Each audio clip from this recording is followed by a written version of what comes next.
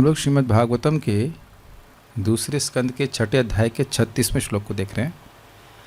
तो अभी 35वें श्लोक में ब्रह्मा जी ने क्या कहा था? सोहम समाम्नायमयस्तपोमयः प्रजापतीनाम अभिवंदितः पति आस्थाय योगम निपुणम समाहितस् तम नाद्य गच्छम यत आत्मसंभवः।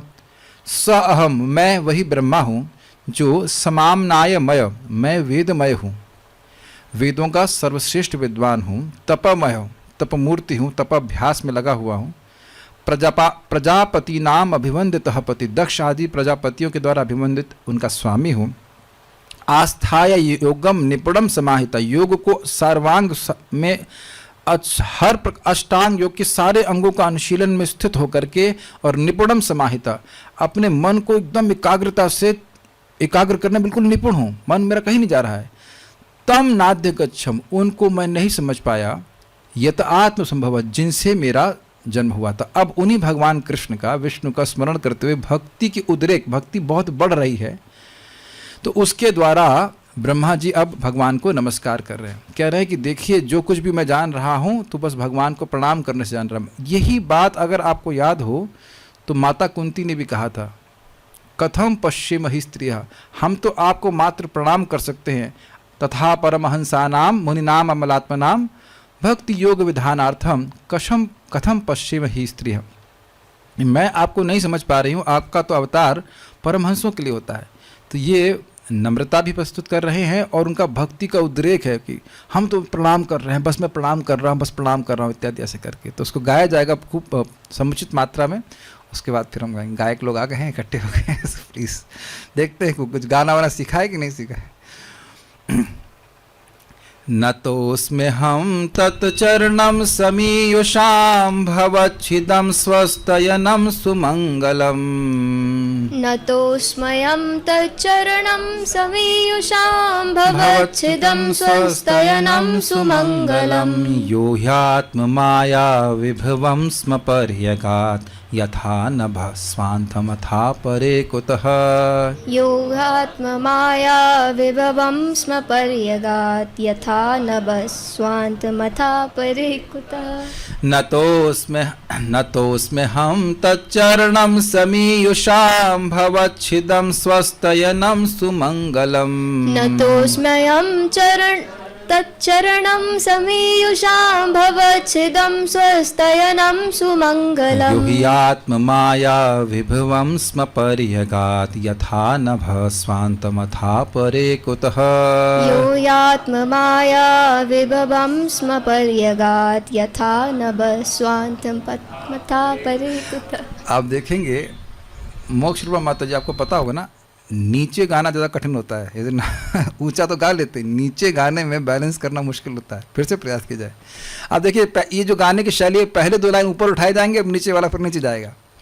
न तोस्मे हम तच्चरणं समीयुषां भवच्छिदं स्वस्तयनं सुमंगलम्। न तोस्मयं तच्चरणं समीयुषां भवच्छिदं स्वस्तयनं सुमंगलम्। यो हि आत्ममाया विभवं स्म पर्यगात् यथा नभः स्वान्थमथा परे कुतः।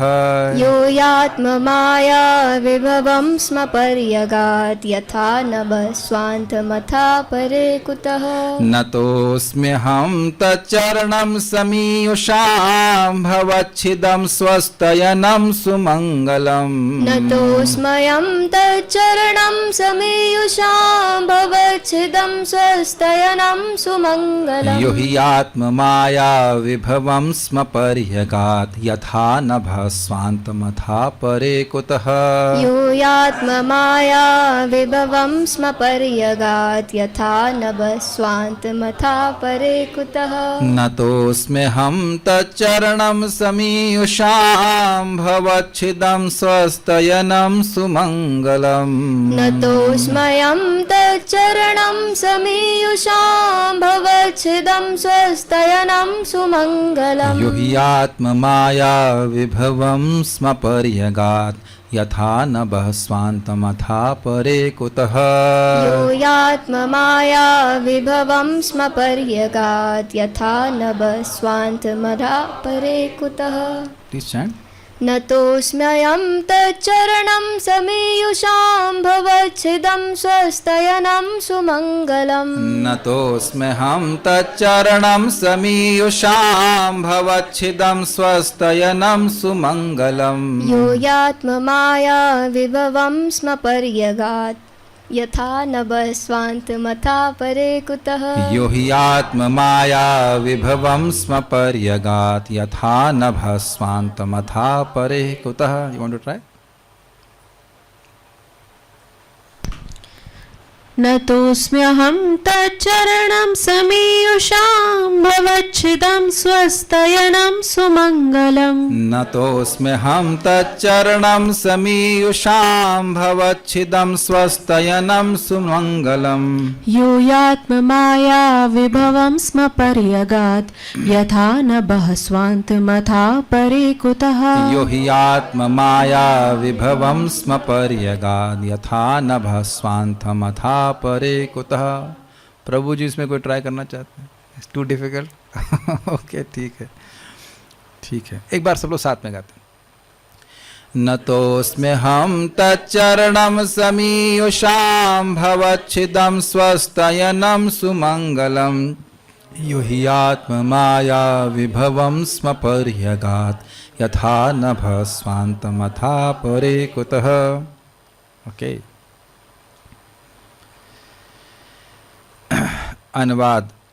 अतएव मेरे लिए श्रेयस्कर होगा कि मैं उनके चरणों में आत्मसमर्पण कर दूं, क्योंकि केवल वे ही मनुष्य को जन्म मृत्यु के चक्र से उबार सकते हैं। ऐसा आत्मसमर्पण कल्याणप्रद है और इससे समस्त सुख की अनुभूति होती है। आकाश भी अपने विस्तार की सीमाओं का अनुमान नहीं लगा सकता। अतएव जब भगवान ही अपनी सीमाओं का अनुमान लगाने में अक्षम रहते हैं तो भला दूसरे क्या कर सकते हैं। अब देखिए, अतएव शब्द का लिंक पिछले श्लोक से है।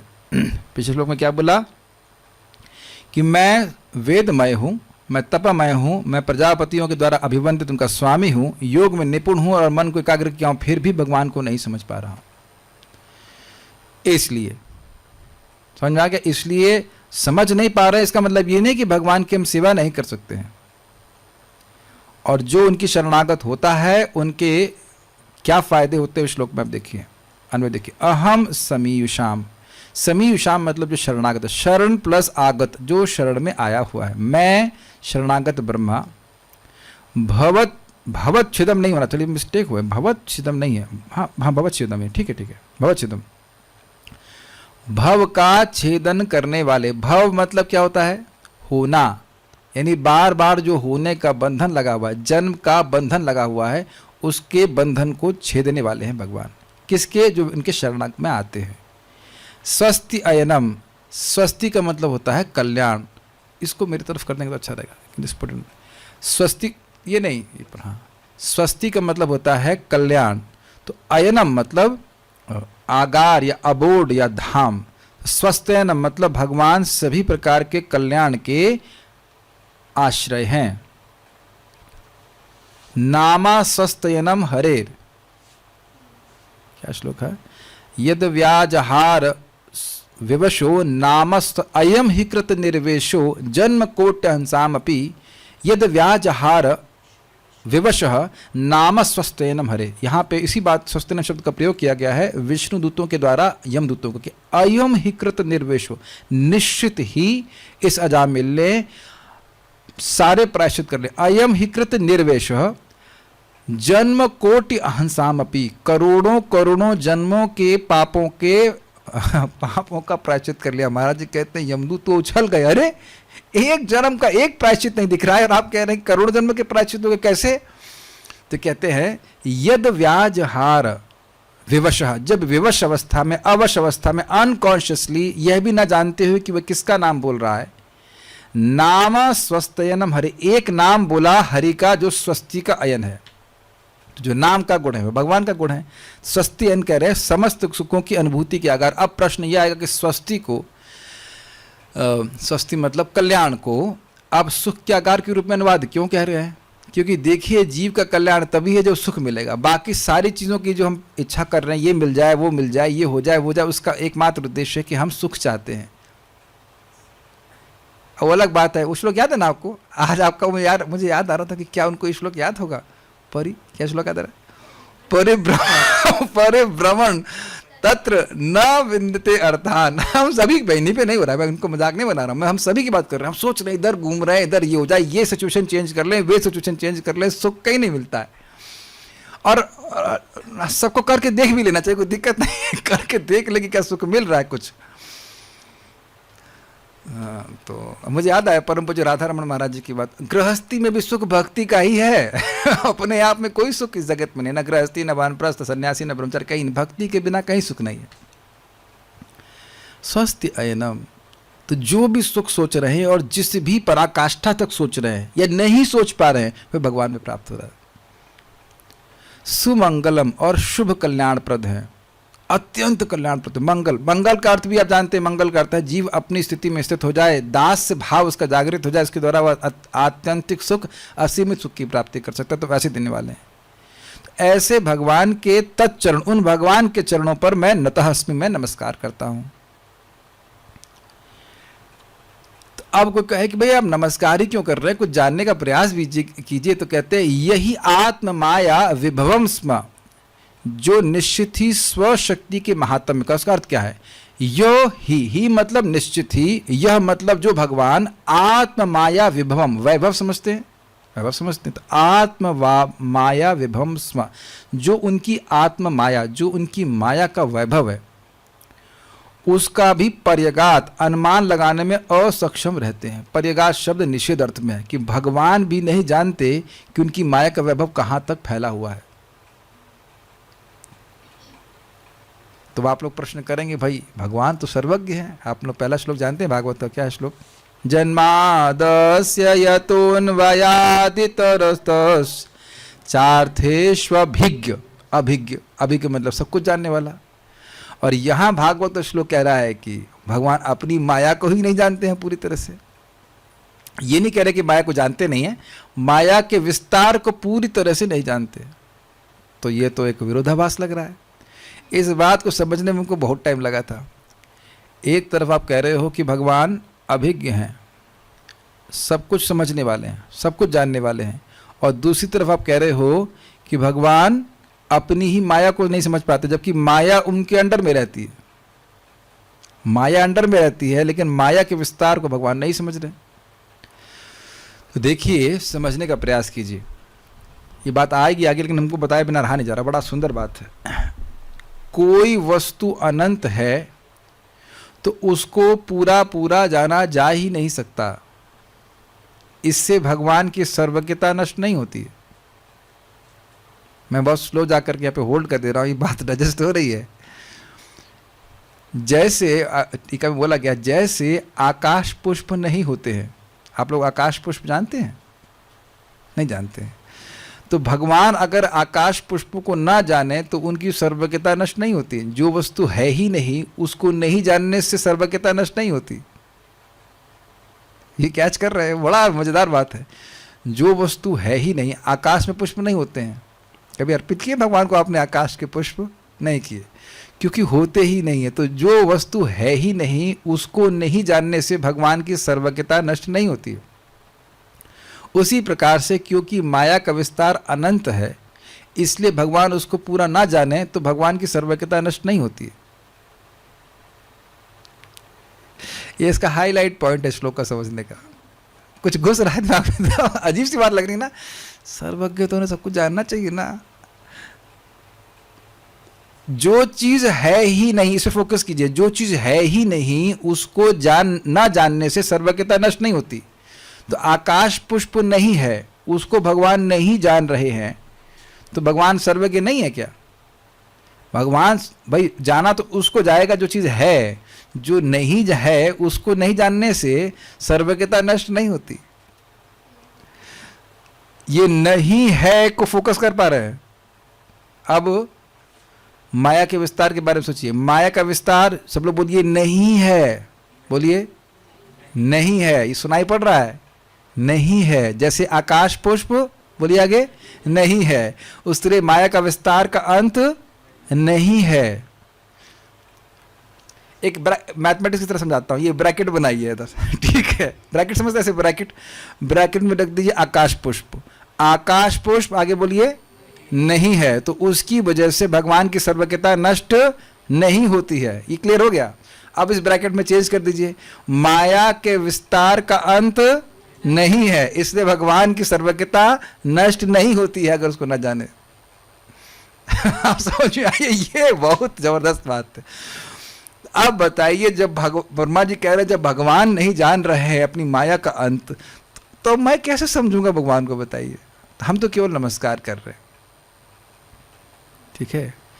उदाहरण क्या कह रहे हैं? नभो यथा स्व अंतम, जिस प्रकार आकाश अपनी सीमा का, मतलब उसको पूरा कर लीजिए, जिस प्रकार आकाश अपनी सीमा का अंत नहीं जानता। देखिए ये उदाहरण, दृष्टांत आचार्य बता रहे हैं केवल भक्ति की उद्रेक में। उद्रेक मतलब भक्ति बहुत बड़ी इस कारण से दे रहे हैं क्योंकि आकाश की सीमा होती है।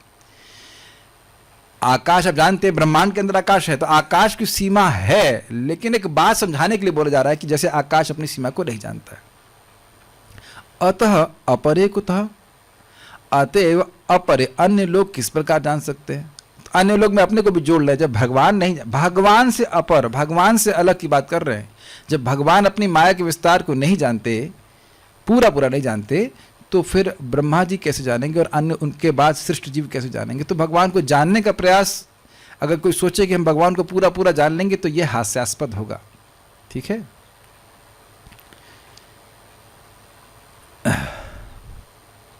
नतोस्मि अहम नतः अस्मि अहम, मैं नमस्कार कर रहा हूं। किसको नमस्कार कर रहे हैं? तच्चरणम, उनके चरण को। कैसे उनके चरण हैं? समीयुषाम भवच्छिदम स्वस्तनम सुमंगलम, भगवान के चरणों के विशेषण क्या दिए जा रहे हैं? समीयुषाम, जो शरणागत है उसके भवच्छिदम, भव का छेदन करने वाले हैं। 3 विशेषण हैं चरण के। स्वस्तयनम, सारे स्वस्ति के आगार है, आश्रय है, और सुमंगलम, सारे कल्याण को प्रदान करने वाले हैं। यह ही आत्म माया विभवम स्म पर्यगात, जो अपनी ही आत्मा के अपनी ही माया के वैभव को पूरा नहीं जानते हैं। यथा नभा स्वांथम, जिस प्रकार से आकाश अपने अंत को नहीं जानता है। अथ अपरे कुतः, तो अन्य लोग कैसे जानेंगे भगवान के बारे में? और उस प्रकार का दंभ करना, ये केवल मैं जानता हूं भगवान के बारे में, केवल दंभ मात्र है। जानन्त एव जानन्तु किं बहुक्त्या न मे प्रभु मनस वपशो वाचो वैभवम तव गोचरा। ब्रह्मा जी आगे 10वें स्कंद 14वें अध्याय में कहेंगे कि जानन्त एव जानन्तु। कुछ लोग कहते हैं कि आपको हम जान रहे हैं, भगवान को हम समझ रहे हैं, जैसा बोल सकना चाहें तो बोल सकते हैं, लेकिन जहां तक मेरा प्रश्न है, जानन्त एव जानन्तु किम बहुक्त्या न मे प्रभु, अब इस संबंध में और क्या कहा जाए? लेकिन मनस वपशो वाचो, मेरे मन के द्वारा, मेरी वाणी के द्वारा, मनस वपशो, और मेरे शरीर के द्वारा, वैभवम तव गोचर, आपका वैभव अगोचर, हम समझ नहीं पा रहे हैं। तो अब स्वाभाविक सी बात है कि ब्रह्मा जी सर्वश्रेष्ठ जीव हैं, समामनामय तपोमय, प्रजापति नाम अभिवंदितः पति, और आस्थाय योगम निपुणम समाहिता, ये सारे गुण युक्त वाले ब्रह्मा जी सर्वश्रेष्ठ, वो कह रहे हैं हमें समझ नहीं आ रहा है, और अब उनके द्वारा सृष्ट जीवों के द्वारा सृष्ट जीव का हमको समझ में आ रहा है। तो अब देख रहे हैं कितनी असंगत बात है। इसलिए ऐसा नहीं सोचना चाहिए कि हम भगवान को पूरा समझ लेंगे। हम भगवान को उतना ही समझ सकते हैं जितना भगवान हमको समझने देना चाहते हैं, और इसी के लिए व्यक्ति को भक्ति करनी चाहिए। इसलिए हमने सुना था ना कल, भक्त्या माम अभिजानाति यावन यश्चास्मि तत्वतः, भक्ति के द्वारा भगवान को जाना जा सकता है, तो उतनी मात्रा में ही जाना जा सकता है जितनी मात्रा में भगवान हमको हमारे हृदय में हमको प्रकाशित करते हैं। इस तरह से एक और बात भी समझ लेना चाहिए कि भगवान को समझने का कोई एंड नहीं है। आज भी ब्रह्मा जी चर्चा कर ही रहे हैं, शिव जी चर्चा कर रहे हैं, कभी पूर्ति नहीं हो सकती है इस बारे में। ओके, श्रीधरी, उसके पश्चात शरणागत जीवों के भव बंधन को दूर करने वाले मंगलप्रद तथा सुसेव्य श्री भगवान के चरणों को ही मैं नमस्कार करता हूँ। सुसेव्य, अगर आप लोग को ये श्लोक याद हो, क्या श्लोक था वो, बहुत सुंदर था ना। एवं सचित्ते स्वत एव सिद्धा आत्मा प्रियार्थो भगवान अनंत तम निर्वृतो नियतार्थो भजेत।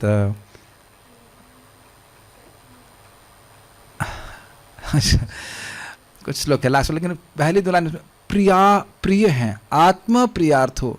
वहां पे प्रिय शब्द का क्या अर्थ लिया गया था? संसार हेतु परमस्त चक्र यत्र।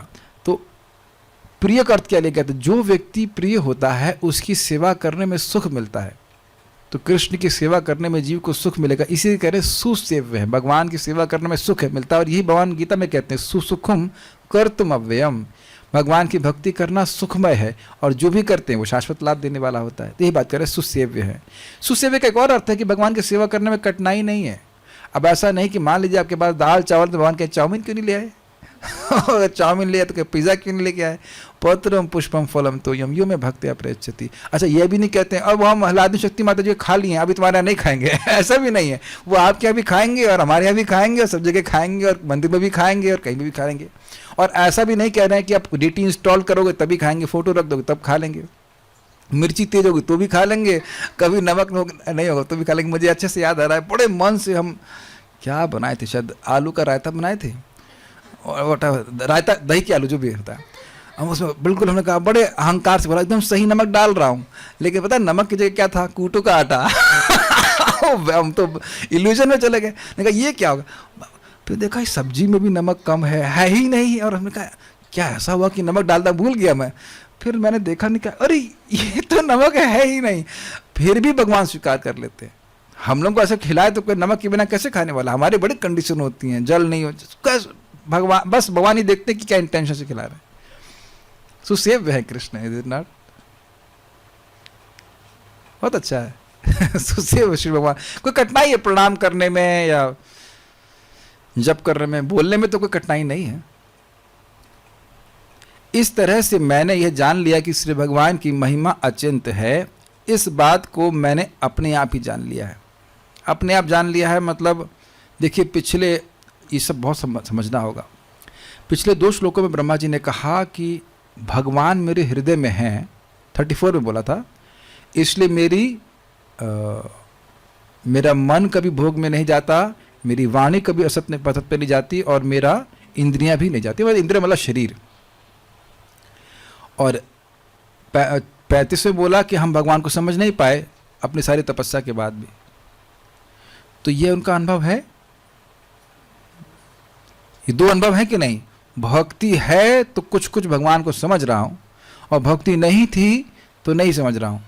तो हम जान लिए कि ना, भगवान समझ रहे, अपने अनुभव से बता रहे ब्रह्मा जी कि हम समझ लिए कि भगवान को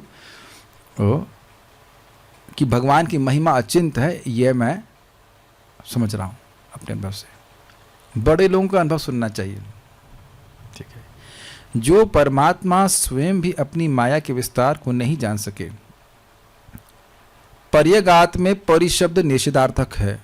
ये श्लोक देखिएगा, यो ही आत्म माया विभम स्म पर्यगात। स्म पर्यगात का मतलब हुआ, पर्यगात मतलब नहीं जान सके, अपने माया के वैभव को नहीं जान सके, इसलिए बोले पर्यगात शब्द निषेध अर्थ में है। ओके, कहाँ गया?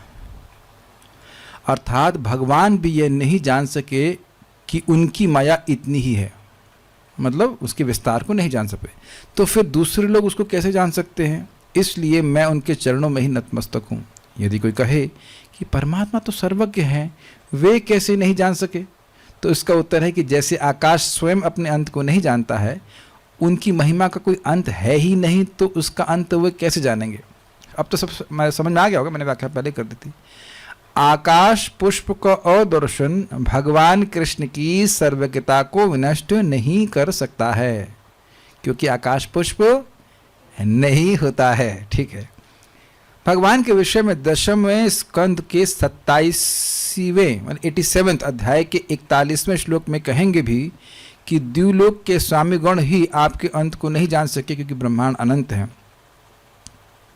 इसको ऐसे अलग तरह से बोलते हैं, जरा देखिएगा। द्युपतयैव तेन ययुरन्तमनन्ततया त्वमपि यदन्तराण्डनिचया ननुसावरणः। ऐसे करके सेकंड पार्ट अभी छोड़ दिए, वेदस्तुति जब पढ़ेंगे तो उसको वहाँ देखेंगे। अभी इतनी बात, चूंकि आप असीम हैं अतः ना तो स्वर्ग के अधिपति न ही स्वयं आप अपनी महिमा के छोर तक पहुँच सकते हैं। और ये देखिए, समझने का प्रयास कीजिए, ये भगवान की निंदा नहीं हो रही है, ये दिखा रहा है कि भगवान की महिमा अनंत है। क्या प्रमाण है? ये श्लोक वेद स्वयं बोल रहे हैं, तो वेद अपने आप में प्रमाण है। ओके, सब श्लोक बड़े अच्छे हैं, काश हम लोग जिंदगी में वहाँ तक पहुँच जाएं। बड़े अच्छे टॉपिक है ये वेदस्तुति। आप भी नहीं जान सके कि आवरणों से विशिष्ट कितने ब्रह्मांड हैं, ये इसी में आ जाएगा।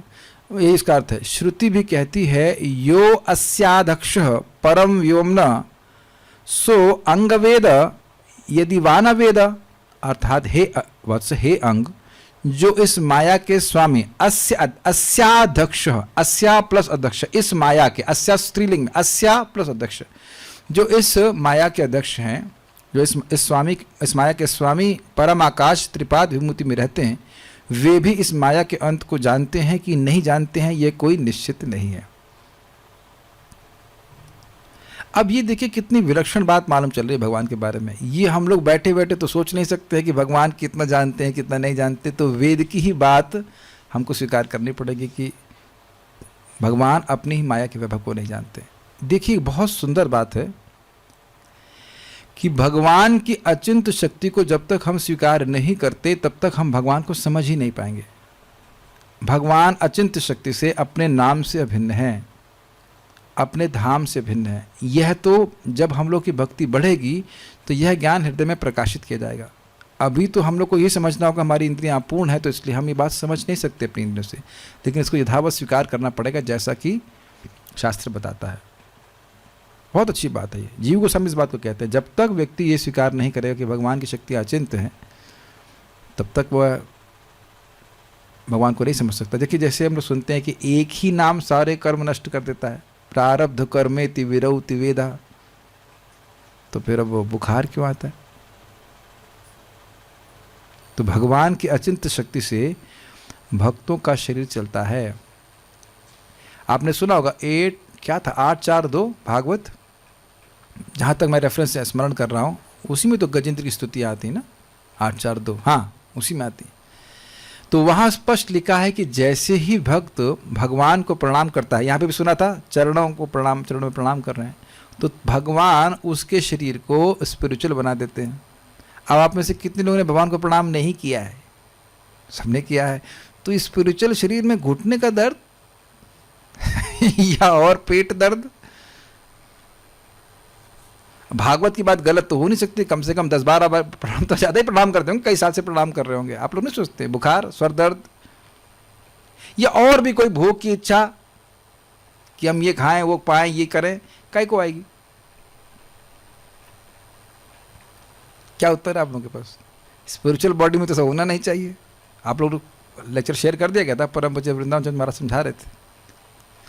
इस पे ये एक प्रश्न बन रहा है, इसको महाराज से मैं पूछूंगा कि भाई जब स्पिरिचुअल बॉडी हो गई तो फिर ये सब क्यों, कुछ भी जो चल रहा है वो सब करने की क्या जरूरत है? बुखार भी आता है, आदमी मरता भी है, जो कुछ भी हो रहा है,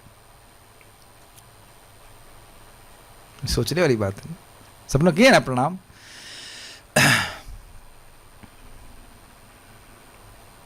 ये अचिंत्य है, कैसे भगवान करते हैं?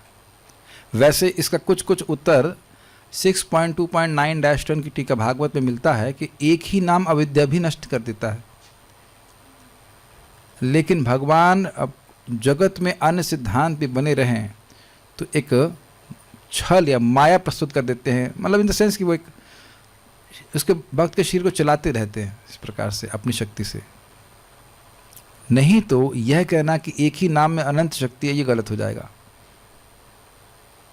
अनंत का मतलब क्या होता है? कोई लिमिट ही नहीं भाई। जैसे भगवान की महिमा समझ में नहीं आ रही, ऐसे नाम की महिमा भी समझ में नहीं आती। क्या है?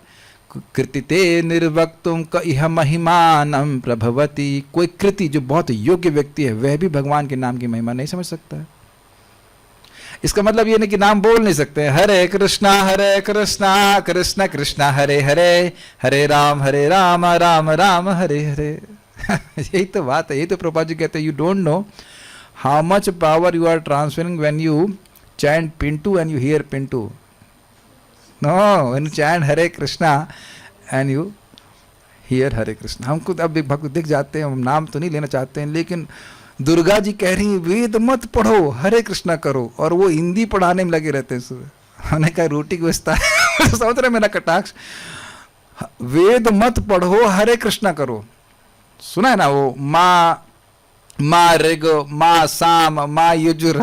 सुनने के बाद भी लगता है ना घोड़ा घड़ा होता ना, क्या चिकना घड़ा, कुछ कान में जा ही नहीं रहा है। अरे भाई सुबह तो कम से कम भजन करो, दिन में पढ़ाते रहो जो पढ़ाना है, लेकिन वेद पढ़ने के लिए मना किया जा रहा है और आप हिंदी पढ़ा रहे हो। कोई बात नहीं, क्योंकि लगता है कैसे चलेगा, क्या माँ के घर में तो हो गया, माँ के घर में तो पालन कर लिए, लेकिन अभी कैसे पालन किया जाएगा। और मैं पूछा उनको, भाई घर में क्या रोटी नहीं देंगे? नहीं, 100 मांगेंगे तो 200 मिलेंगे। तो हमने कहा फिर क्यों मर रहे? कम से कम भाई अपना सुबह और शाम तक कृष्ण भावना के लिए पूरी तरह से एब्जॉर्व रखना चाहिए, दिन में जो कुछ करना चाहेंगे। तो भक्त मेरे पास जो सामने में दिख रहे हैं गुस्सा होंगे, इतने दिन के बाद तो आए और फिर आप कटाक्ष मार रहे हो। कटाक्ष का उद्देश्य है आपकी प्रगति हो, कटाक्ष का उद्देश्य आपको मजाक बनाना नहीं है। थोड़ा सा मजाक बनाते हैं, लेकिन इतना तो समझो भाई कितना लाभ हो रहा है। कितनी बार गा चुका हूँ, कुछ गया है दिमाग में किसी के, गोकोटि दानम ग्रहणे खगस्या प्रयाग गंगोदक कल्पवासा यज्ञायुतम मेरु सुवर्ण दानम गोविंद कीर्तिर न समम शतांश। इतना तो आदर बुद्धि होनी चाहिए। अरे कर लेंगे, क्या है, करोड़ यज्ञ बाद में कर लेंगे, पहले हिंदी पढ़ा लें। हिंदी पढ़ा, हमको बड़ी हंसी आती। सुबह को मत करो भाई, सुबह का काम नहीं करना चाहिए। इसी बात को देखिए आप लोग महसूस करते होंगे, यद्यपि नाम की महिमा हमको याद है, लेकिन दिन चढ़ने के बाद माला नहीं कर पाते, प्राय नहीं कर पाते। मैं नहीं कह रहा हूँ कि अब कोई नहीं कर पाता, लेकिन प्राय नहीं कर पाते। एक सन्यासी है, 2 लाख नाम उच्चारण करते हैं। कई साल पहले इधर गौशाला में आए थे और बीमार थे, तो खुद बोले वो 3 से 6 का जब जो होता, बाकी तुम खाना पूर्ति करते हैं, खुद वो बोल रहे थे। So this is something very serious. मतलब जैसे आप भगवान की महिमा नहीं समझ सकते, ऐसे भगवान के नाम की महिमा नहीं समझ सकते, वो दोनों बराबर हैं। इसीलिए भक्त लोग सुबह उठ करके नाम उच्चारण करते हैं। उसका आप कल्पना नहीं कर सकते हैं ना, वो हम लोग बोलते हैं उस व्यक्ति की महिमा वेद वर्णित नहीं कर सकता जो दिन रात नाम उच्चारण कर रहा है। तो अब इसमें एक और क्लॉज लगा देंगे, अच्छा जो दिन रात कर रहा है, जो दिन रात कर रहा है उसका नहीं कर सकते, लेकिन जो केवल 16 माला कर रहा है उसका वेद वर्णन कर सकते हैं। ये कहीं वर्णन नहीं है कि एक नाम का कितना लाभ है। ये सुनाई पड़ रहा है, ये बोला गया यहाँ पे कि करोड़ों यज्ञ करने का लाभ बराबर नहीं है नाम के, लेकिन ये नहीं बोल रहा है कि एक नाम का कितना लाभ है। जन्म कोटि हंसाम अपि, करोड़ों जन्मों के पाप एक नाम से ही नष्ट हो जा रहे हैं। तो ये डिफिनेशन तो नहीं बना कि कितने जन्मों के पाप हुए, जन्म कोटि मतलब अनंत जन्म के। तो थोड़ा आदर बुद्धि हम सबकी होनी चाहिए, सभी की होनी चाहिए। कम से कम सुबह शाम तो भगवान का नाम कथा में लगाना चाहिए। बाकी तो दुख प्राप्ति के लिए सभी लोग प्रयास कर ही रहे हैं, कोई कठिनाई नहीं है।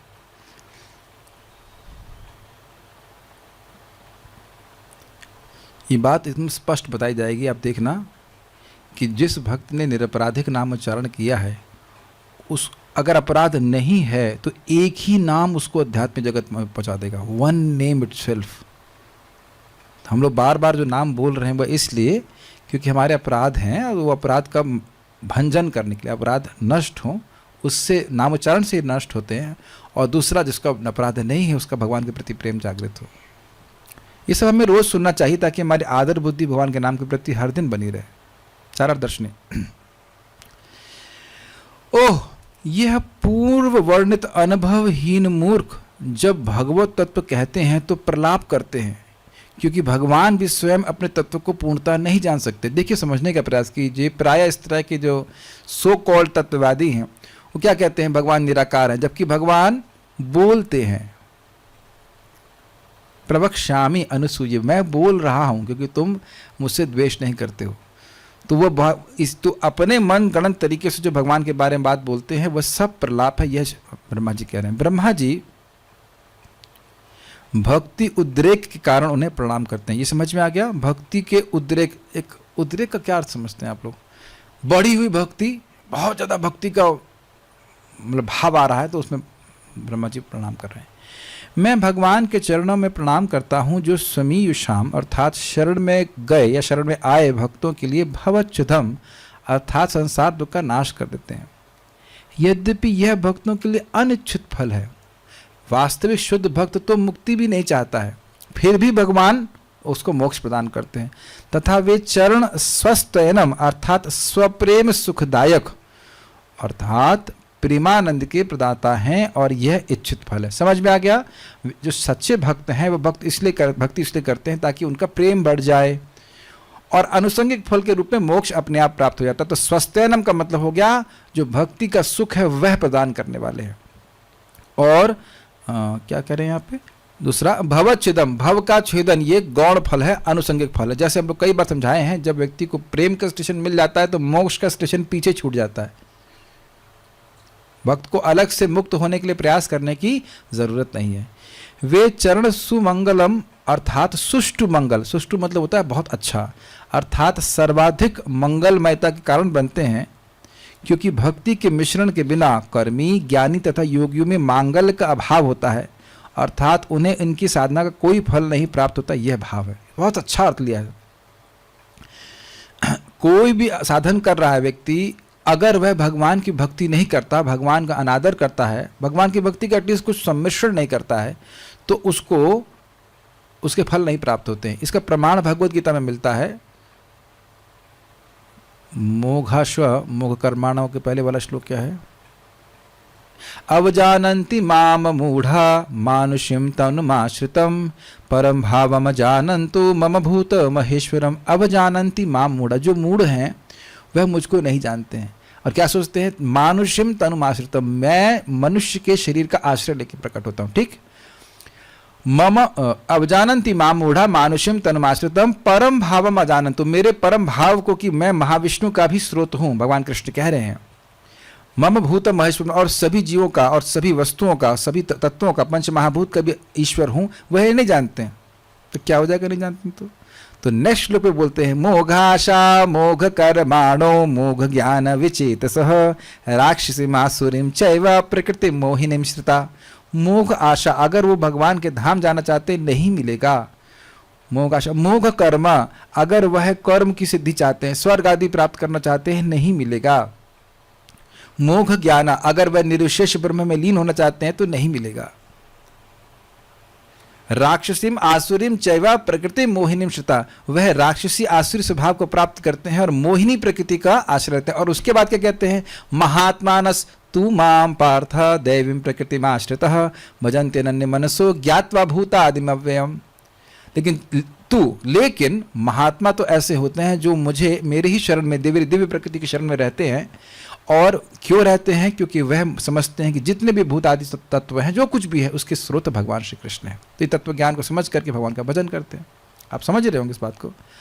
तो मैंने ये सब बातें क्यों बताई? जो व्यक्ति भक्ति का सम्मिश्रण ना करे, वह नाम उच्चारण ही ना करे, कुछ नहीं करे, तो फिर वह उसकी जो साधना चल रही उसका फल भी उसको प्राप्त नहीं होगा। ये अर्थ है।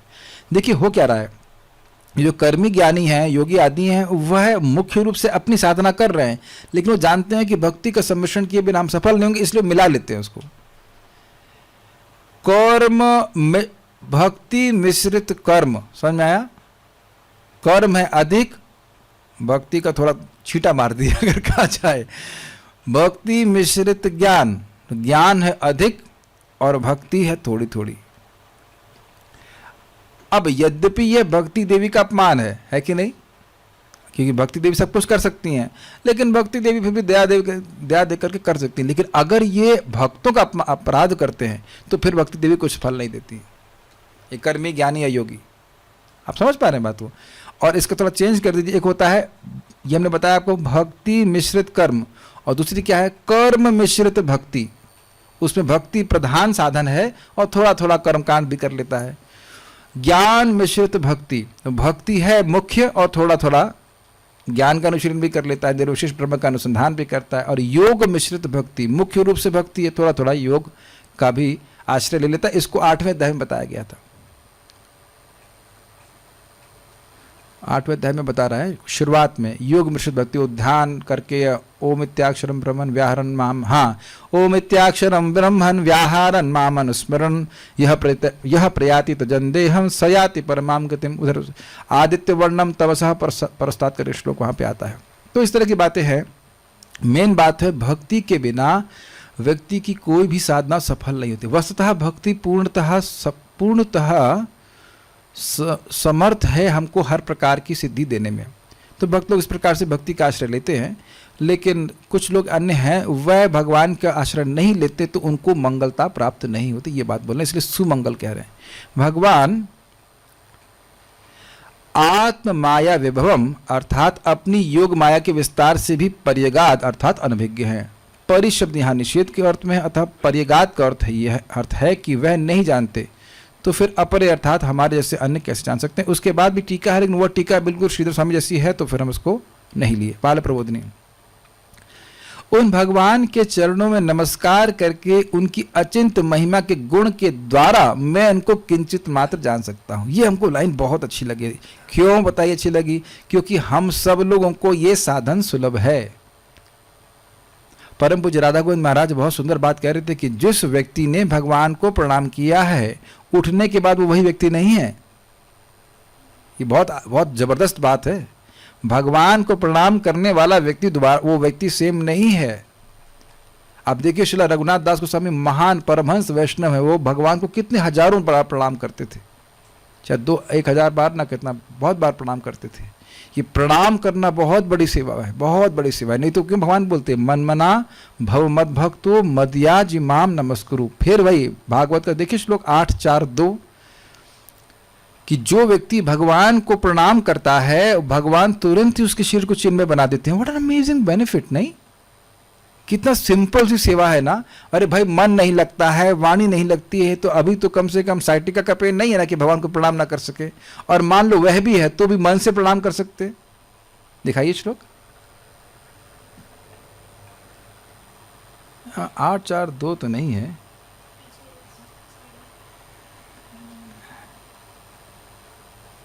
8:4-2 नहीं है, 8:2-4 तो नहीं है। जरा देखिए गजेंद्र की स्तुतियों में है 8:3-2, सॉरी क्षमा कीजिए 8:3-2 जरा देखिएगा, मैं लिखता हूँ, बहुत सुंदर श्लोक है। 8:3-2 है ना? हाँ, ओम नमो श्री गजेंद्र जो, अच्छा, ओम नमो भगवते तस्मै यत एतत् चिदात्मकम पुरुषाय आदि बीजाय परेशाय विधीमहि।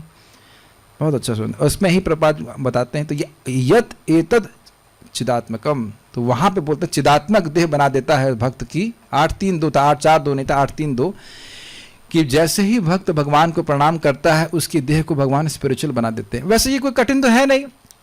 ब्रह्मार्पणम ब्रह्म हवीर ब्रह्मग्नौ ब्रह्मणाहुतम ब्रह्मेव तेन गंतव्यम ब्रह्म कर्म समाधिना। अरे आप जैसे एप्पल सोचते, ये एप्पल श्याम सुंदर के लिए, तो भगवान उसको स्पिरिचुअल बना देते हैं, जबकि देखने में तो अरे एप्पल सड़ता भी है वो भी देखा जाता है, लेकिन वह दिव्य होता है। समझ रहे हैं? तो उसी प्रकार से देह पवित्र कर देते हैं। बहुत अच्छी बात है, इसको हम लोग को नेग्लेक्ट नहीं करना चाहिए। कम से कम 2-4 प्रणाम तो भगवान को करना ही चाहिए, कम से कम ये मिनिमम होना चाहिए। आलस नहीं करना चाहिए। कृष्ण प्रणामी न पुनर्भवाय, कृष्ण को प्रणाम करने वाला दोबारा जन्म नहीं लेता। अगर वो लेगा भी तो इसीलिए ताकि भक्ति का फल उसको प्राप्त हो, ना कि वो कर्म के अनुसार जन्म लेगा। बहुत अच्छा है। यदि और भी सुना था कि हाँ, यमराज जी कहते हैं, बड़ा सुंदर, जो व्यक्ति भगवान को प्रणाम करता है मैं उसको प्रणाम करता हूँ। यमराज जी बोल रहे हैं, भगवान के प्रणाम की बहुत बड़ी महिमा है। तो ये बड़ा सुंदर बात है कि जब तक कोई व्यक्ति भगवान को प्रणाम नहीं करेगा भगवान को समझेगा नहीं। और यह भी अजीब सी बात है, अरे भगवान को प्रणाम कर रहे हैं, हम समझ रहे हैं, ऐसे कैसे हो जा रहा है? तो यही बोल रहे हैं, उनकी अचिंत महिमा के द्वारा मैं समझ पा रहा हूं। आपको विचार करना चाहिए, जब ब्रह्मा जी सो ऑलमोस्ट सर्वज्ञ मान के चलिए वो हैं, वह भी अपने दिव्य ज्ञान के लिए भगवान को प्रणाम कर रहे हैं, तो हमारी क्या स्थिति? हम तो टोटल अज्ञान में ही डूबे हुए हैं। प्रणाम करना चाहिए। एक बात यह भी समझना चाहिए कि हम लोग अज्ञान में हैं क्यों? अविद्या के कारण। अविद्या किसके द्वारा कंट्रोल्ड है? भगवान के द्वारा। तो जब भगवान को प्रणाम करते हैं तो भगवान हमारी दयनीय स्थिति को देख करके उस अविद्या को तिरोहित करते हैं। अब कठिनाई यह है कि तुरंत होता हुआ दिखता नहीं है तो लोगों को अश्रद्धा होती है। तो भगवान अब आपके हिसाब से चलेंगे।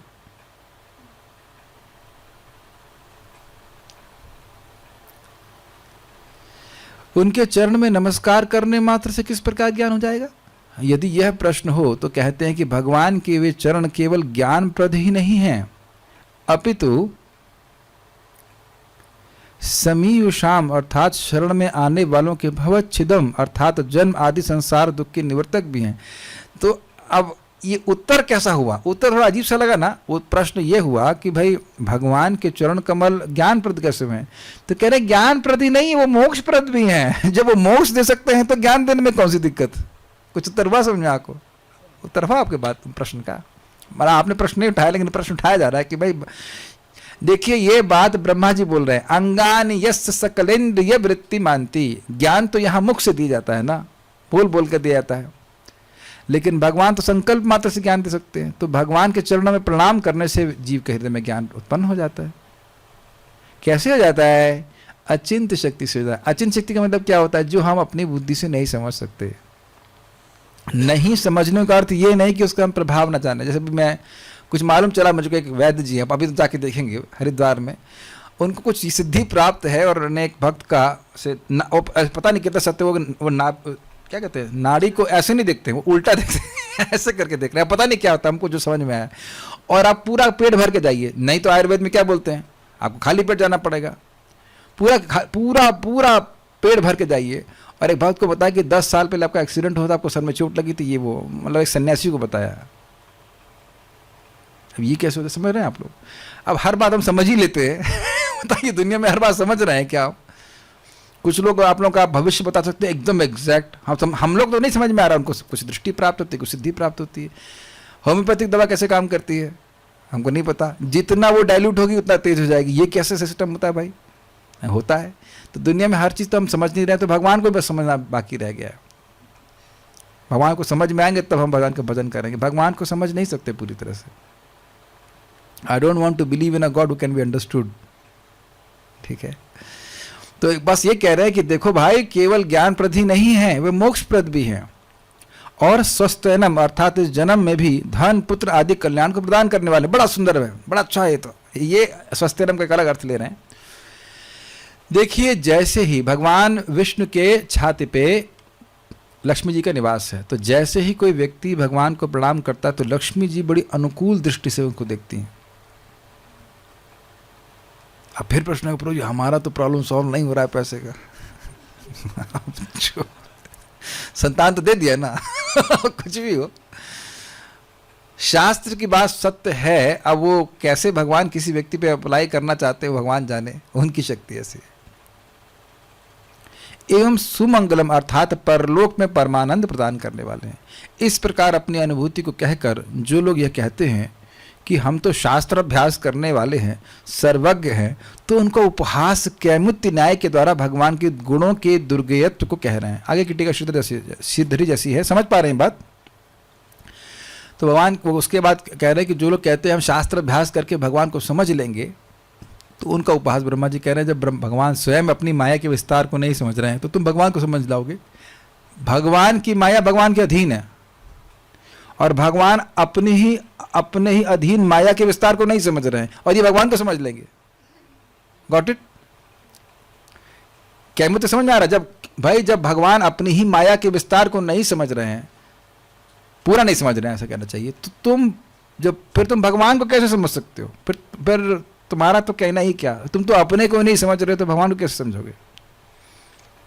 इस संबंध में बड़ा सुंदर बात, एक झगड़ा हुआ था सार्वभौम भट्टाचार्य और गोपीनाथ आचार्य के बीच में। उनके वो जमाई थे गोपीनाथ आचार्य। तो महाप्रभु सार्वभौम भट्टाचार्य के घर में हैं और वो समाधि की अवस्था में है। तो गोपीनाथ आचार्य समझा रहे हैं कि ये साक्षात भगवान हैं। सार्वभौम भट्टाचार्य जी कहते हैं कि ये कौन से संप्रदाय से हैं? तो कह रहे भारतीय संप्रदाय से। ना बेहोश नहीं थे, वो जागृत अवस्था में आ चुके थे। बातचीत उनसे कर रहे थे, तो सार्वभौम भट्टाचार्य जी का महाप्रभु के प्रति अत्यंत प्रेम था। तो उसके बाद गोपीनाथ पटनायक से बात कर रहे थे।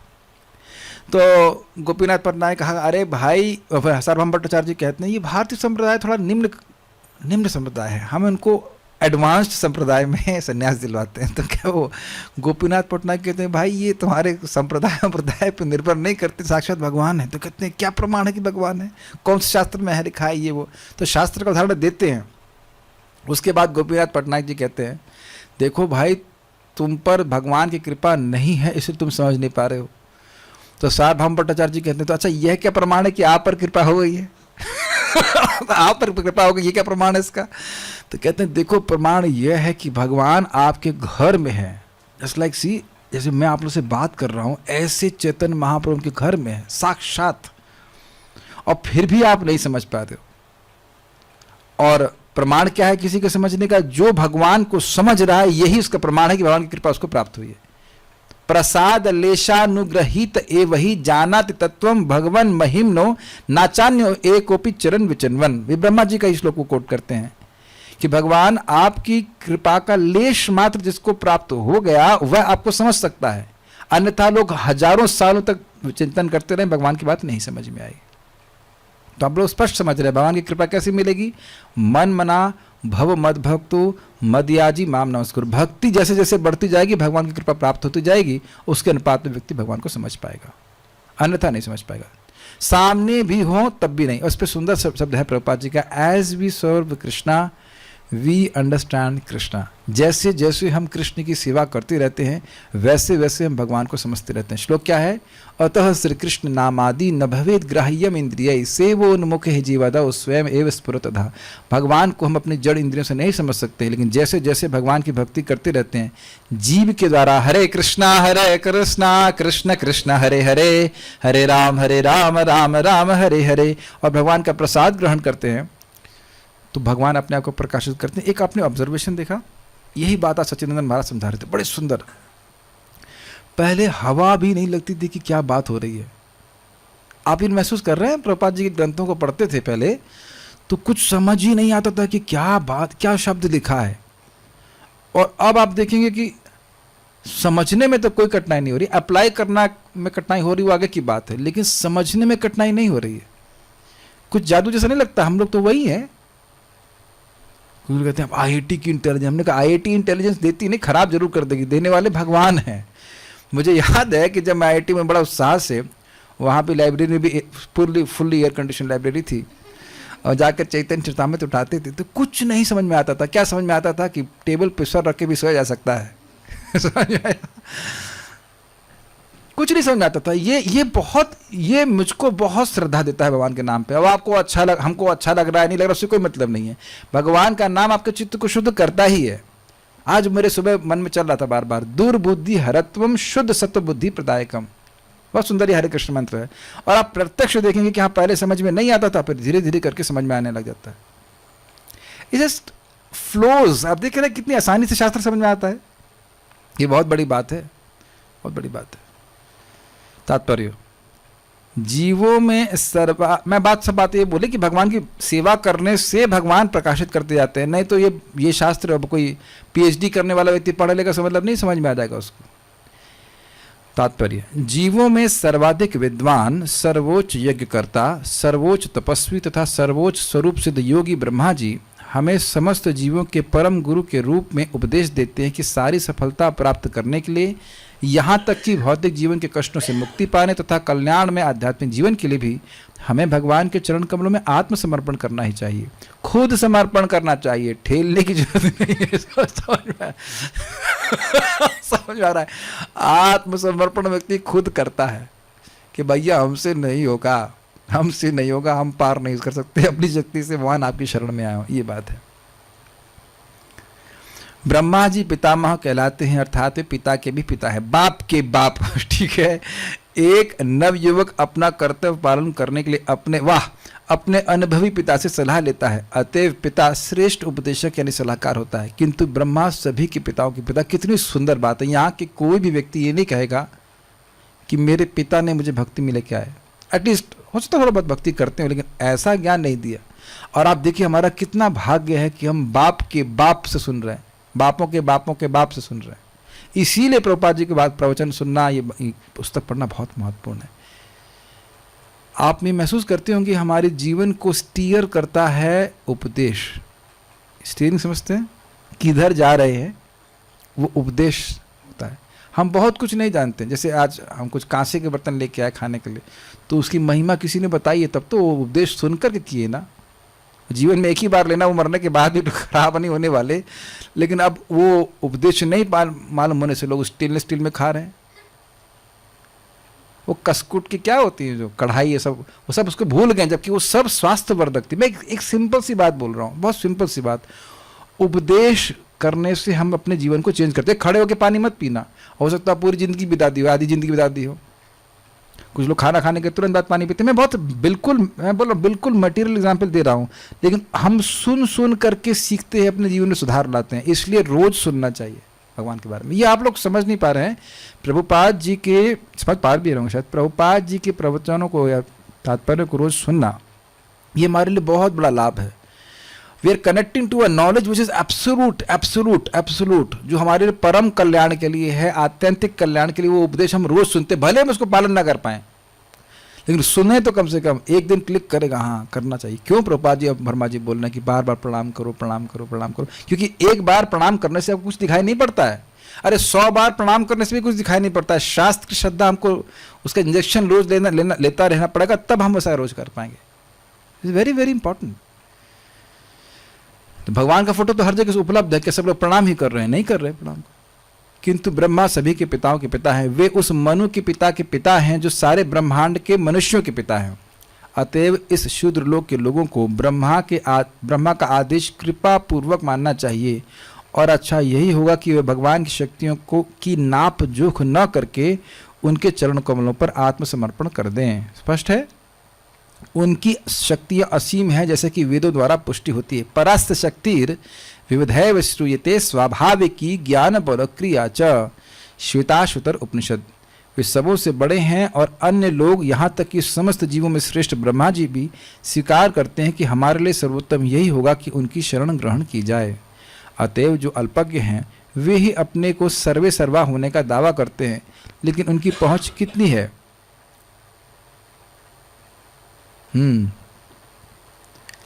उदाहरण याद आ रहा है आप लोगों को? एक मेढक था और कुएं के अंदर वह रहता था, तो उसकी धारणा ये थी जो आकाश ऊपर दिखता है वो कुएं का ढक्कन है। समझ आ गया? I think nothing more to speak than this.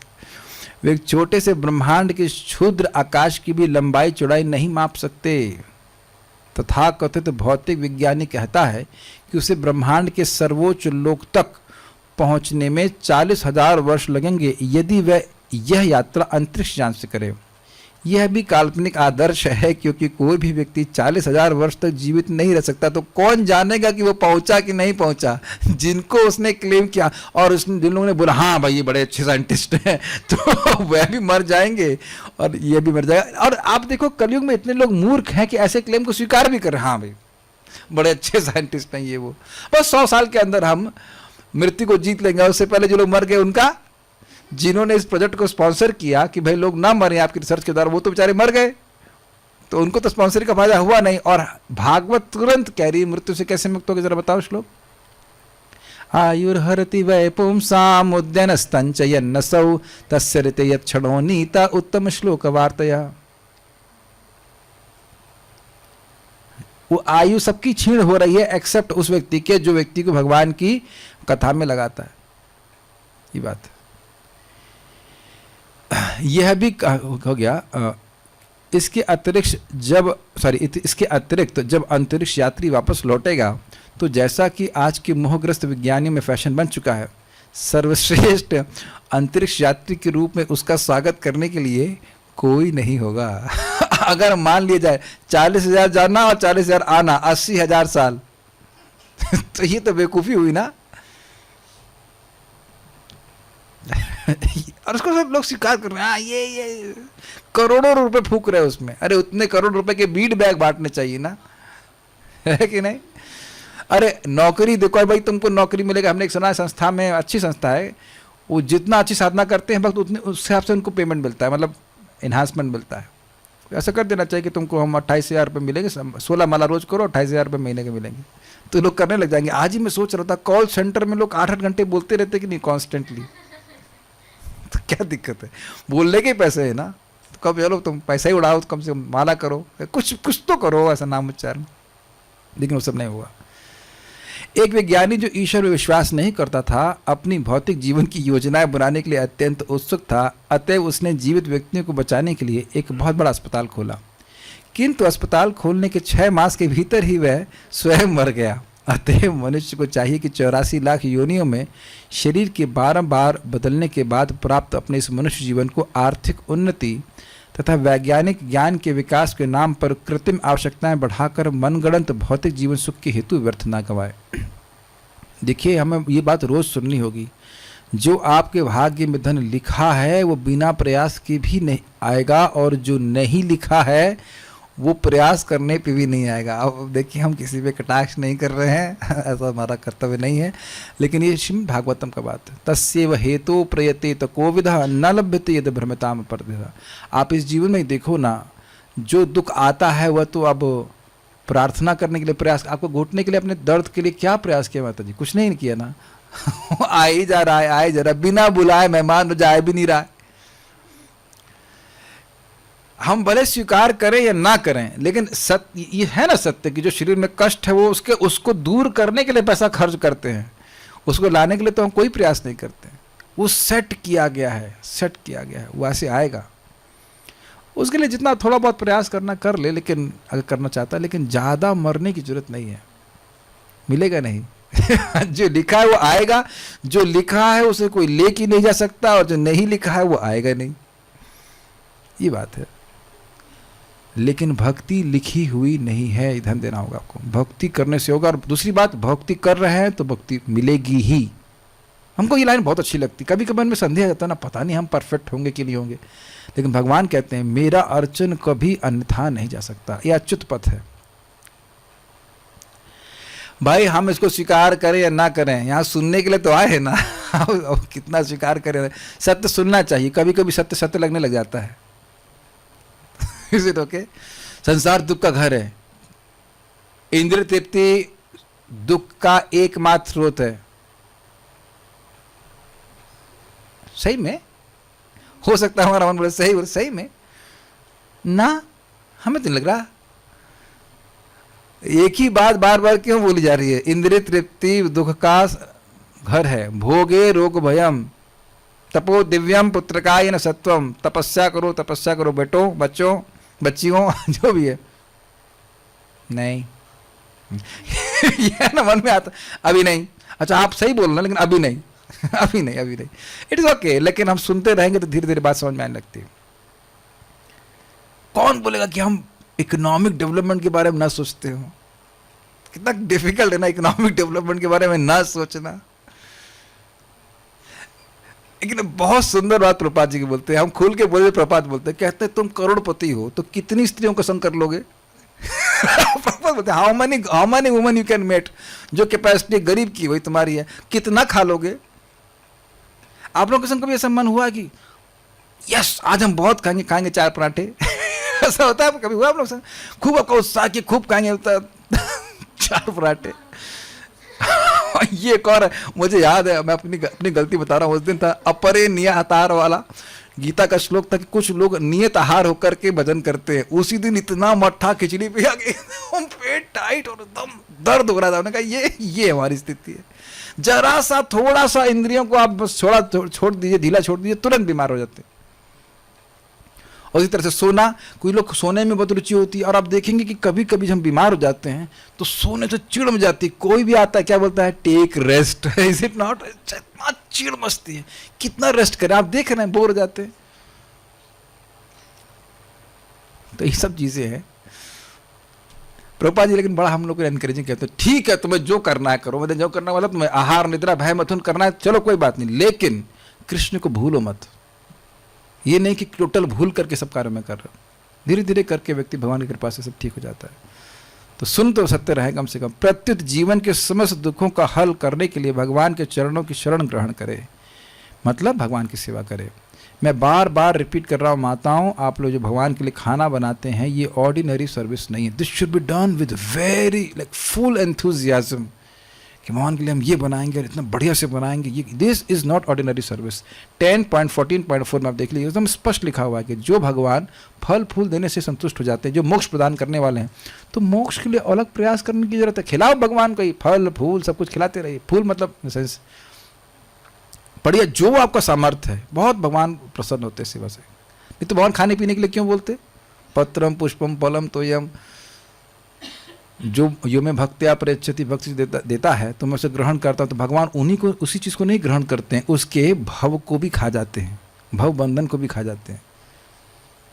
और अब ये मैं अपने मन से नहीं बोल रहा हूँ, स्वयं बोलते हैं, यद करोष्य दर्शनास इत्यादि, जो कुछ करते हो, जो कुछ खाते हो, मुझे समर्पित करोगे तो तुम इस जगत से मुक्त होकर मेरे पास आ जाओगे। जस्ट हमको देखिए कार्य वही कर रहे हैं, लेकिन खूब स्मरण करना चाहिए बात कि कितना महिमा है इसकी। जो सेवा हम भगवान की कर रहे हैं, एक बात ध्यान रखना आप, जो भी सेवा भगवान की कर रहे हो उसका असीमित रिजल्ट है, ऐसा जगत में कहीं नहीं मिलता।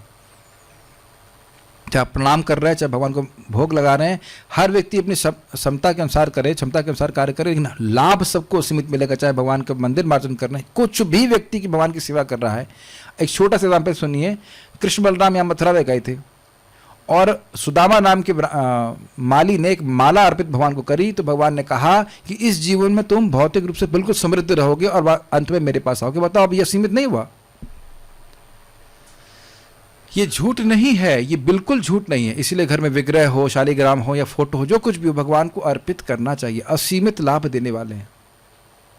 आप पढ़ेंगे तिथि के प्रसंग में, एक दिन भी जो भगवान की पूजा करता है, भगवान उसे अपना धाम देते हैं। तो अब जब जीवन भर करेंगे तो क्यों नहीं होगा? ये मैं इसलिए बोल रहा हूँ कि मुझे भी डाउट आता है, इस जन्म में नहीं जा रहा, मैं इस जन्म में नहीं जा रहा है, लेकिन जाएंगे और पक्का जाएंगे, ये विश्वास करना चाहिए। शास्त्र का बात है, शरण ग्रहण करें। भगवत गीता में भगवान कृष्ण का यही आदेश है और श्रीमद् भागवतम के में समस्त जीवों के परम पिता ब्रह्मा जी का भी यही आदेश है। जो व्यक्ति भगवत गीता तथा श्रीमद् भागवत इन दोनों द्वारा संस्तुत आत्मसमर्पण या शरणागति की इस विधि से इनकार करता है और इस तरह वह समस्त वैद शास्त्रों को नकारता है, तो उसे प्रकृति के नियमों के समक्ष आत्मसमर्पण के लिए बाध्य होना पड़ेगा। बहुत सुंदर बात है। शरण तो हमने लेनी ही है, भगवान की लो या माया की लो, ये बात प्रभुपाद जी कह रहे हैं। We can not stay independent. ठीक, अपनी स्वाभाविक स्थिति के अनुसार जीव स्वतंत्र नहीं है, उसे या तो भगवान को या प्रकृति को आत्मसमर्पण करना पड़ेगा। प्रकृति भी भगवान से स्वतंत्र नहीं है, क्योंकि स्वयं भगवान ने प्रकृति को मम माया अर्थात मेरी माया भगवत गीता में तथा मैं भिन्ना प्रकृति रष्टधा भगवत गीता 7.4 में अर्थात 8 विभागों वाली मेरी भिन्ना शक्ति कहकर संबोधित किया। 8 विभाग हो गए, पृथ्वी जल वायु अग्नि आकाश मन बुद्धि अहंकार, 8।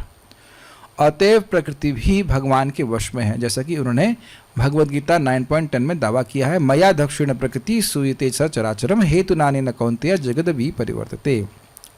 मेरी अध्यक्षता में यह प्रकृति कार्य करती है और इस तरह सारी वस्तुएं गतिशील हैं।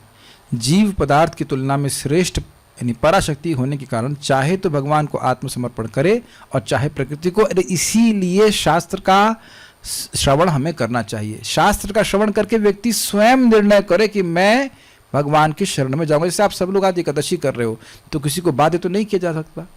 पिज्ज़ा भी खा सकता है व्यक्ति जिसको खाना चाहे। मैं सपोर्ट नहीं कर रहा हूँ, मैं बोल रहा हूँ कि इच्छा अगर है, किसी को तो रोक तो सकते नहीं है, तो स्वेच्छा से हम इस व्रत का पालन कर रहे हैं, भगवान इससे प्रसन्न हो। Is it okay? शास्त्र का श्रवण करके व्यक्ति को स्वयं अपने हित और अहित का ज्ञान हो जाता है, इसलिए हमें नियमित रूप से सुनना चाहिए। ये बात बोल रहे हैं। भगवान को आत्मसमर्पण करने पर मनुष्य सुखी तथा मुक्त बन जाता है, किंतु प्रकृति को आत्मसमर्पण करने पर जीव दुखी दुख उठाता है। यही बात आज मुझे बहुत सुंदर याद आ रही थी। महाराज परम पूज्य वृंदावन चंद्र महाराज समझा रहे थे कि जितना भगवान की शरण लेंगे उतना ही सुखी रहेंगे, और शरण लेने से दुख नहीं होता। शरण लेने से हमेशा दुख नहीं मिलता है। जैसे मछली जितना पानी की शरण में रहेगी उतना वो सुखी रहेगी। आप ये बात सोचिए महाराज क्यों बोल रहे हैं? क्योंकि बुद्ध जी सोचता है पूरा शरण में जाऊंगा। पूरा शरण में क्यों जाऊंगा? शरण के आपने 2 सिस्टम पता होंगे, अनुकूल से संकल्पम, प्रतिकूल से वर्जनम। जो भक्ति के अनुकूल से स्वीकार करें और जो भक्ति के प्रतिकूल उसको अस्वीकार करें। ये अच्छा लग रहा है, इसे क्यों अस्वीकार करेंगे? ये अच्छा लग रहा है ना। सिद्धांत तो यही है कि जो भक्ति के अनुकूल है उसको स्वीकार करने में ही हमारा सुख है, यद्यपि मेरा मन और बुद्धि कुछ अलग बोलता हूं। This is very interesting point. अतएव समस्त दुखों के अंत का अर्थ है भगवान को आत्मसमर्पण करना, क्योंकि यह आत्मसमर्पण की प्रक्रिया स्वयं ही भवच्छिद्धम, समस्त भौतिक कष्टों से मुक्ति, स्वस्थयनम, समस्त सुख की अनुभूति, तथा सुमंगलम, समस्त कल्याण का स्रोत है। कितना सुंदर बात बोल रहे हैं। एक तो बोला गया था भगवान के चरण की विशेषता, और दूसरा यहाँ बोल रहे हैं भक्ति के प्रोसेस की विशेषता बोल रहे हैं। 10th कैंटो में बहुत सुंदर बात आई है कि भगवान के चरण वह नाव की तरह जिसके द्वारा आचार्यगण उसका आश्रय ले करके उस पार चले जाते हैं, भव के उस पार चले जाते हैं और इस नाव को याद छोड़ देते हैं। ये कैसे हो रहा है? नाव से पार हो गए तो नाव वापस कौन लेके आया? ये प्रश्न बन जाएगा। तो वह कहते हैं देखिए भगवान के चरण कमल ऐसी नाव है कि जैसे उसके पास जाते तो क्या होता है, जो भव सागर है वो छोटा सा गोवत्स पद छोटा छोटा जाता है, तो भक्त तो लोग पार कर जाते हैं, उनको मालूम भी नहीं चलता कि जगत का पार कर गए। समझ रहे ना आप लोग? यहाँ पे आएंगे कुछ गड्ढे पार करके आएंगे, छोटे छोटे पुडल्स बोलते हैं, पुडल्स, तो वो तो याद नहीं रखना कि कितने छोटे छोटे आप गोवत्स पद को पार कर गए। तो इसलिए वो कहने का आशय ये है कि जो भक्ति का प्रक्रिया है वह आचार्यगण यहाँ छोड़ के जाते हैं, अर्थात वो है कुछ व्यवस्था करते हैं कि हम लोग सीखें कि कैसे भक्ति होती है और उसका आश्रय लेकर हम भी पार हो जाएंगे। प्रभुपाद जी की तात्पर्य है, ब्रह्मा जी की उक्ति है और उसके द्वारा हम सीख रहे हैं, ये बात है। अतएव भगवान को आत्मसमर्पण करके ही स्वतंत्रता, सुख तथा सौभाग्य की प्राप्ति की जा सकती है, क्योंकि वे पूर्ण स्वतंत्रता, पूर्ण सुखमय तथा पूर्ण कल्याणमय है। इसको बड़े आसानी से समझ सकते हो। जेल में व्यक्ति है क्योंकि सरकार के विरुद्ध गया, सरकार की शरण में रहेगा तो जेल के जो बंधन है उसे मुक्त होकर के, पूर्ण रूप से मुक्त होकर के वो कार्य कर सकता है बाहर आके। स्पष्ट है? ऐसी मुक्ति तथा सुख असीम भी होते हैं और उनकी तुलना आकाश से की गई है, यद्यपि वे आकाश से भी बढ़कर है। हम अपनी वर्तमान स्थिति में इस विशालता को आकाश की तुलना द्वारा समझ सकते हैं।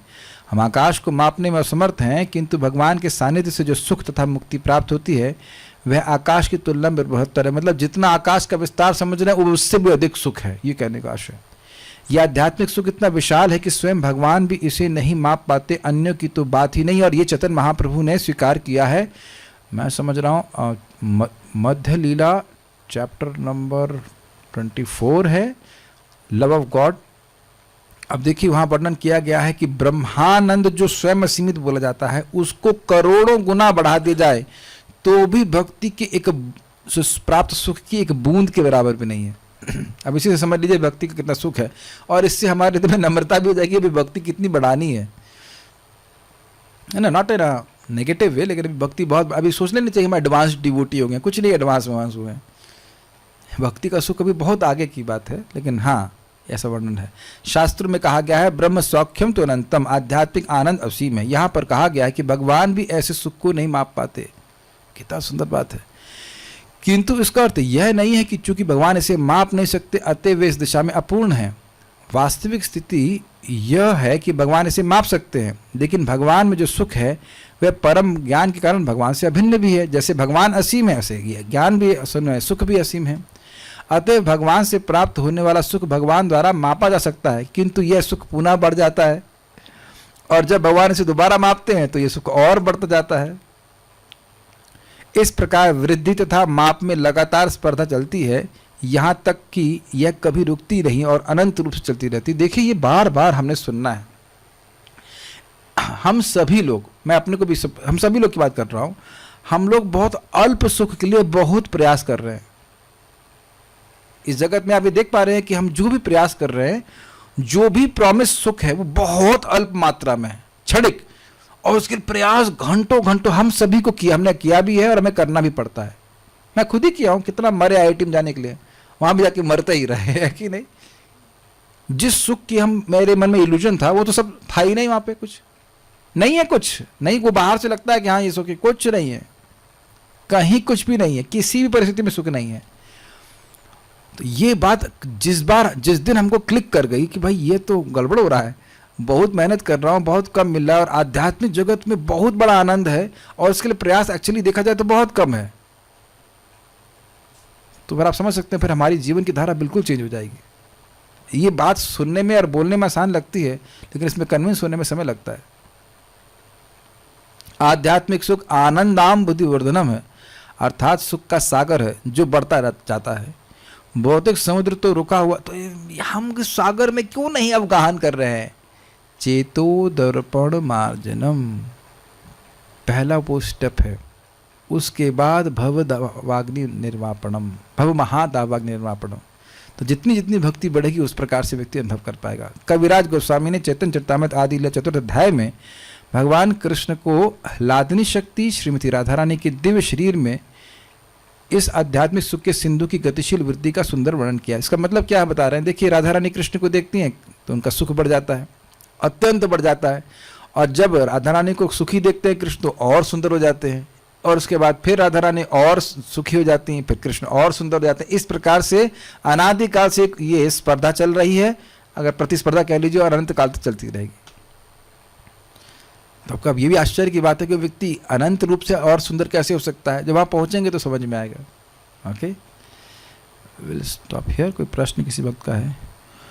क्या भगवान के पार्षद भी भगवान को नहीं समझ पाते पूरी तरह से? कोई पूरी तरह से भगवान को नहीं समझ सकता है। क्या ये भौतिक एजुकेशन माया का विस्तार है? आपका क्या रियलाइजेशन है? आपका क्या रियलाइजेशन है? जी हाँ, कौन सी भौतिक विद्या पढ़कर क्या कोई समझ में आया कि जीवेर स्वरूप होय कृष्णेर नित्य दास? कुछ बताते हैं इस तरह से। जड़ विद्या है माया वैभव। और एक और बात, जो आप पढ़ रहे हैं वो गलत भी तो पढ़ रहे हैं। आप लोग ने पढ़ा ना डार्विन थ्योरी, वो झूठ है, तो उसको विद्या भी तो नहीं कह सकते, तो अविद्या ही है पूरी तरह से। जड़ विद्या है मायर वैभव, जीवे कौरे गधा।